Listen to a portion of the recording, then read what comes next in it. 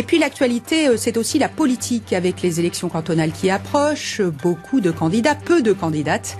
Aujourd'hui, gros plan sur le canton de Tinge-Bray, très ancré à droite, où le Parti socialiste ne présente pas de candidat. Et puis à 10 jours du premier tour des élections cantonales, nous continuons notre tour d'horizon des candidats. Aujourd'hui, un gros plan sur Tinge-Bray dans l'Orne. Un canton remporté facilement en 2004 par l'UMP Jérôme Nury. Jérôme Nury est en quelque sorte le poulain d'Alain Lambert, le président du département. Aurélie Misery, Cyril Duponchel. Route départementale 22, à proximité de Tinge-Bray. Ce jour-là, Jérôme Nury est venu discuter aménagement. Puisque là, il faut redégager, ça veut dire 300 000 euros là-dessus. Avec l'emploi et les nouvelles technologies, le désenclavement routier est une des priorités du conseiller général sortant pour ce canton à l'extrême ouest de l'Orne de 8500 habitants. Les routes chez nous, c'est stratégique en milieu rural parce que c'est ce qui nous mène au boulot, c'est ce qui nous mène à l'école, ce qui mène aux loisirs. Donc on a besoin d'avoir des routes qui soient sécurisées. Les routes, c'est également arriver à rejoindre les autoroutes le plus rapidement possible. La 84 en passant par Vire, donc de manière assez rapide. Et également de l'autre côté, rejoindre la 88 par Flers et Argentan. Et là, le conseil général agit et est en train de commencer la 2 fois 2 voies. À 38 ans, Jérôme Nury a déjà conduit plusieurs batailles électorales. Maire de Tinge-Bray et président de la communauté de communes, il était tête de liste dans l'Orne aux dernières régionales. Et s'il parle avec un accent ardéchois, c'est bien en Normandie qu'il devient conquérant. Assistant parlementaire de Sylvia Basso, l'une des figures politiques de l'Orne, Jérôme Nury est un homme de la relève, adoubé par le président du département, Alain Lambert. D'abord, c'est notre Benjamin, donc c'est le plus jeune, mais c'est probablement le plus talentueux aussi.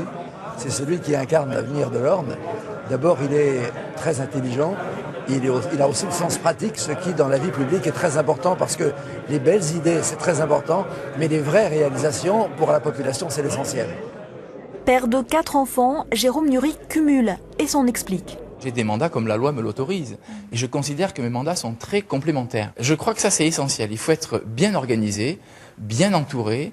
Il faut également consacrer beaucoup de temps, ça c'est incontestable. Donc c'est vrai qu'on le prend sur la vie de famille, on le prend sur les loisirs.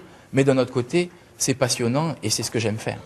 Tout semble sourire au candidat qui affiche même sur le terrain ou sur notre plateau son entente cordiale avec son voisin de Flers, le conseiller général PS Yves Goasdoué, incontournable dans ce beau Cajornais, 3e bassin économique de la Basse-Normandie. Nous ne sommes pas en guerre et nous avons à faire un bilan avantage entre ce qui est du politique et ce qui est de l'efficacité sur le terrain.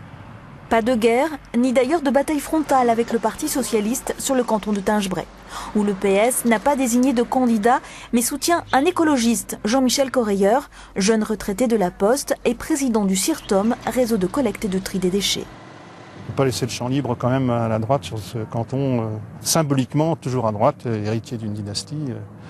Donc c'était important d'y aller, je pense qu'on ne pouvait pas laisser quand même Jérôme Nury, qui est sympathique au demeurant, mais on ne peut pas le laisser tout seul véhiculer ce discours de droite, parce qu'il est quand même vice-président du Conseil général.